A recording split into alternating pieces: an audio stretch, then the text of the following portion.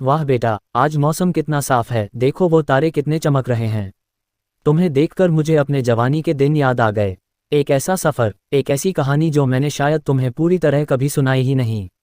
ये सिर्फ एक कहानी नहीं बेटा, ये मेरी ज़िंदगी का वो हिस्सा है जिसने मुझे, हमें, पूरी इंसानियत को हमेशा के लिए बदल दिया। ये कहानी है मेरे मंगल ग्रह पर जाने की, और वहाँ जो हमने देखा वो किसी सपने से कम नहीं था। बैठो, आज तुम्हें सुनाता हूँ वो पूरी दास्तान, मेरी अपनी जुबानी। भाग 1, सपना और टीम।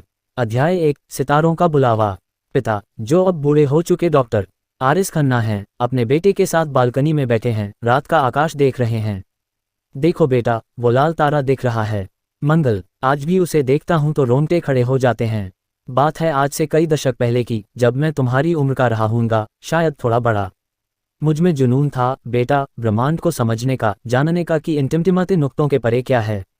मैं भारतीय अंतरिक्ष संस्थान में एक युवा खगोल भौतिकीविद था।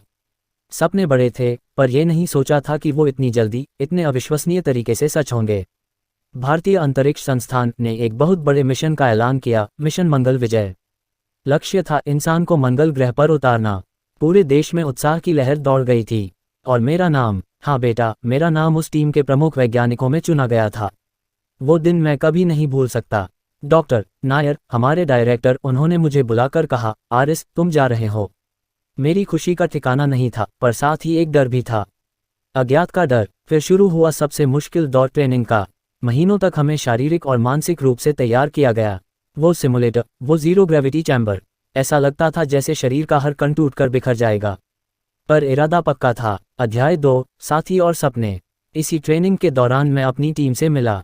कमांडर विक्रम सिंह, फौलादी इरादों वाले अनुभवी पायलट, जिनकी निगरानी में हम सब थे। वो कम बोलते थे, पर उनकी आंखों में एक अजीब सी निश्चिंतता थी, जैसे सब कुछ उनके नियंत्रण में हो। समीर वर्मा, हमारा भूविज्ञानी, हमेशा मंगल की चट्टानों के सपने देखता रहता, उसकी बातें सुनकर लगता जैसे वो मंगल पर पैदा हुआ हो।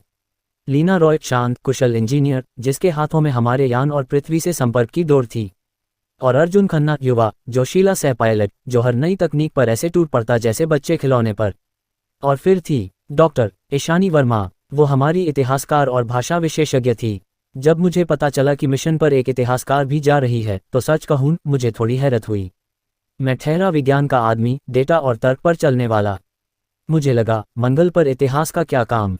पर ईशानी अलग थी। उसकी आंखों में एक अजीब सी चमक थी, जैसे वो पत्थरों और धूल में भी कहानियां पढ़ सकती हो।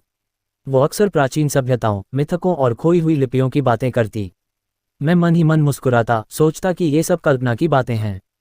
हम मंगल पर जा रहे थे, किसी पौराणिक कथा की खोज में नहीं।